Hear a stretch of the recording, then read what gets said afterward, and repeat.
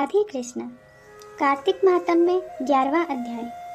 नारद जी ने कहा, एक समय जलंधर पत्नी सहित असुरों से सम्मानित हो सभा में बैठा था, तो परम कीर्तिवान श्री शुक्राचार्य जी वहां पहुंचे, जिनके तेज से सब दिशाएं प्रकाशित हो गईं।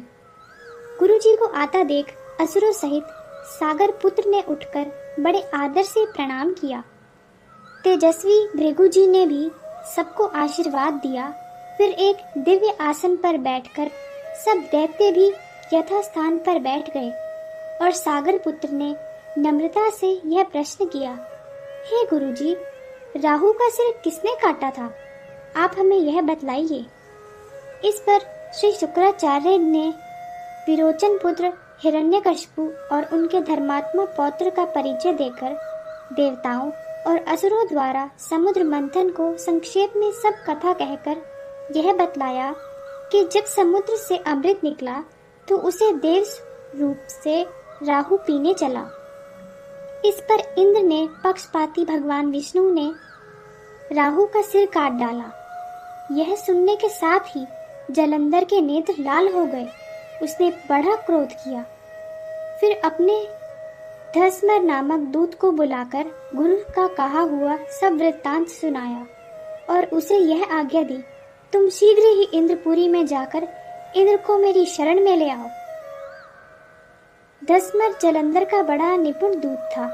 वह शीघ्र ही इंद्र की सुधर्मा नामक सभा में जा पहुंचा और जलंधर के शब्दों में कहा, हे देवताधम, तुमने समुद्र को क्यों मथा और मेरे पिता के सब रत्नों को क्यों ले लिया? ऐसा करके तुमने अच्छा नहीं किया। यदि तू अपना भला चाहता है तो उन सब रत्नों सहित देवताओं के साथ मेरी शरण में आ, अन्यथा हे सुधारम, मैं सत्य कहता हूँ कि तेरा राज्य वंश सब ध्वस्त हो जाएगा। इस पर इंद्र बहुत विस्मित हुआ और कहने लगा, पहले सागर ने मेरे भय से सब पर्वतों को अपनी कुक्षी में क्यों स्थान दिया और मेरे शत्रु दैत्यों की क्यों रक्षा की? इसी कारण मैंने उनसे यह सब रत्न हरण कर लिए। मैं भी सत्य कहता हूँ कि मेरा द्रोही सुखी नहीं रह सकता। इंद्र की बात सुनकर वह दूत शीघ्र ही जलंधर के पास आया और सब बातें उसे कह सुनाई, जिसे सुनते ही वह दैत्य क्रोध के मारे अपने होठ काटने लगा और देवताओं को जीतने के लिए उसने उद्योग आरंभ किया। फिर तो सब दिशाओं तथा पाताल से करोड़ों दैत्य उसके पास पहुंच गए। शुंभ निशुंभ सेनापतियों को साथ लेकर जलंधर इंद्र से युद्ध करने लगा। शीघ्र ही इंद्र के नंदनवन में उसने अपनी विशाल सेना उतार दी। वीरों की शंख ध्वनि और घोर गर्जन से इंद्रपुरी गूंज उठी। अमरावती छोड़ देवता उनसे युद्ध करने चले। भयानक मारकाट हुई। दोनों पक्षों के आचार्य अपने अपने मृतकों को जलाने लगे। असुरों के आचार्य गुरु शुक्र अपनी मृत संजीवनी विद्या से और देव गुरु बृहस्पति द्रोणागिरी से औषधि लाकर मुर्दों को जलाते रहे। इस पर जलंधर ने अपने गुरु शुक्राचार्य से क्रुद्ध होकर कहा, मेरे हाथ से मरे हुए देवता भी जी कैसे जाते हैं? जिलाने वाली विद्या तो सब आपके पास ही है, फिर यह क्या बात है? इस पर श्री शुक्राचार्य ने देवगुरु श्री बृहस्पति जी द्वारा द्रोणागिरी से औषधि लाकर देवताओं के जिलाने की बात कह दी। यह सुनकर जलंधर और भी क्रुद्ध हो गया।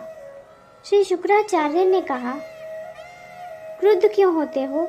यदि शक्ति हो तो द्रोणागिरी पर्वत को उखाड़कर समुद्र में फेंक दो, तब मेरे कथन की सत्यता प्रमाणित हो जाएगी। इस पर जलंधर क्रुद्ध होकर शीघ्र ही द्रोणागिरी पर्वत के पास जा पहुंचा और अपनी भुजाओं द्वारा उसे जड़ से उखाड़कर समुद्र में फेंक दिया। यह भगवान शंकर का तेज था, जिसमें जलंधर की कोई विचित्रता नहीं थी। पश्चात यह सागर पुत्र युद्ध भूमि में आकर बड़े वेग से देवताओं का संहार करने लगा।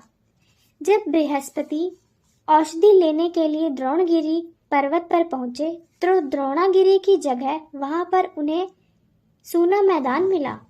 तो वह भयभीत होकर देवताओं के पास आए और कहा कि युद्ध बंद कर दो। तुम लोग अब जलंधर को नहीं जीत सकोगे।